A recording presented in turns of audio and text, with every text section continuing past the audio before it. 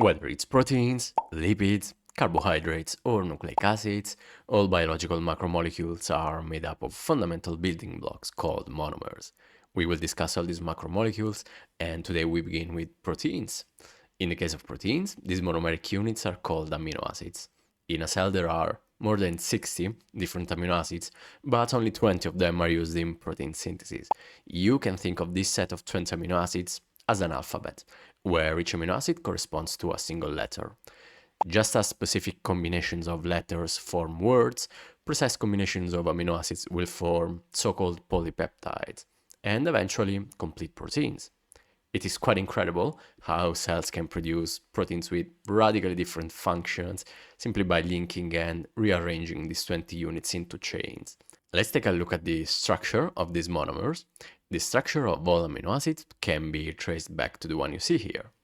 As you can see, there is a central carbon atom called the alpha carbon, to which a carboxyl group, an amino group, a hydrogen atom, and a so-called R group or side chain are always attached.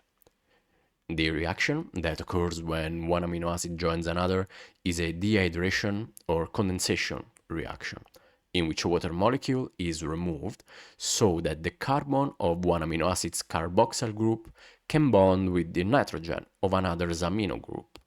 This results in a peptide bond, which is a very stable covalent bond.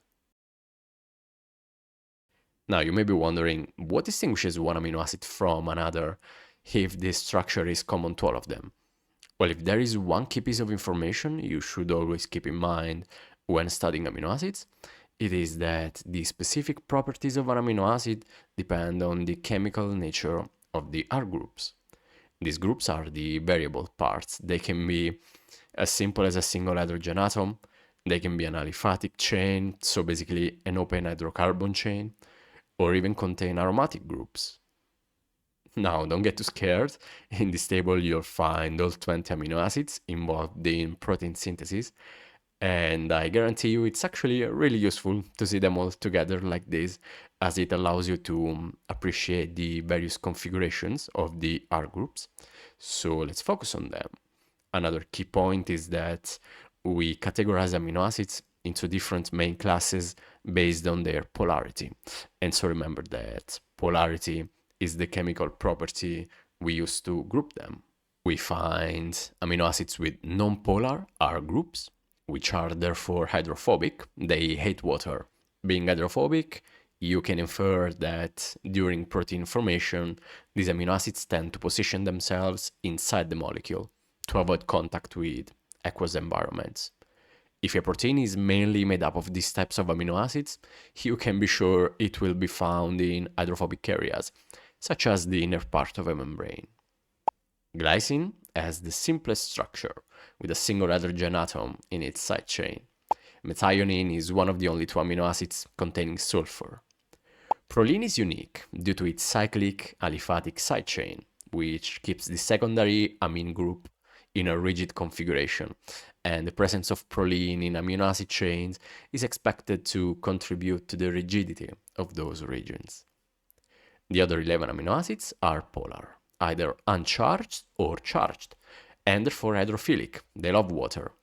During protein formation, these tend to localize on the protein's surface, maximizing interactions with polar molecules like water and other substances.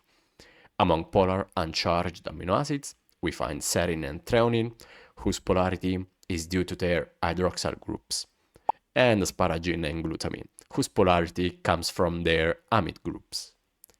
Cysteine has a relatively weak polarity and is the other sulfur-containing amino acid.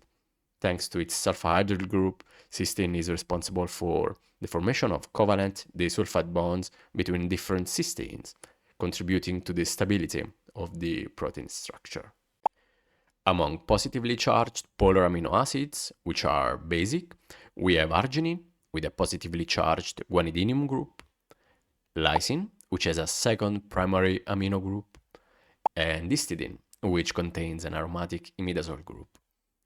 Among negatively charged polar amino acids, which are acidic, we find aspartate and glutamate, both of which have a second carboxyl group. You should also know that some amino acids cannot be synthesized by our bodies and must be obtained through our diet, mainly from animal proteins. These amino acids are called essential amino acids, and they are the ones you see listed here. So now that we have covered the basics of the building blocks of proteins, it is important to clarify that at this progressive joining or polymerization of amino acids into linear chains is often mistakenly referred to as protein synthesis. This is not entirely correct because the product of this polymerization is not yet a protein, only a polypeptide that still needs to undergo its spontaneous folding. Now, a protein can certainly be made up of a single polypeptide chain, meaning a single amino acid chain. In this case, it is called a monomeric protein. However, in many other cases, proteins are multimeric, meaning they consist of multiple polypeptides, several amino acid chains that interact and fold into a unique, stable, three-dimensional shape, which is biologically active. If a protein is composed of two polypeptides, it is called a dimer, and a well-known example of that is insulin. If it has three polypeptides, it is a trimer. If four, it is a tetramer. And a famous example of that is hemoglobin, of course. So these were the general concepts about amino acids. In the same playlist, you will find other related topics on proteins as well as other macromolecules. So check them out and please consider leaving a like and subscribing. There's more on the way. And happy studying!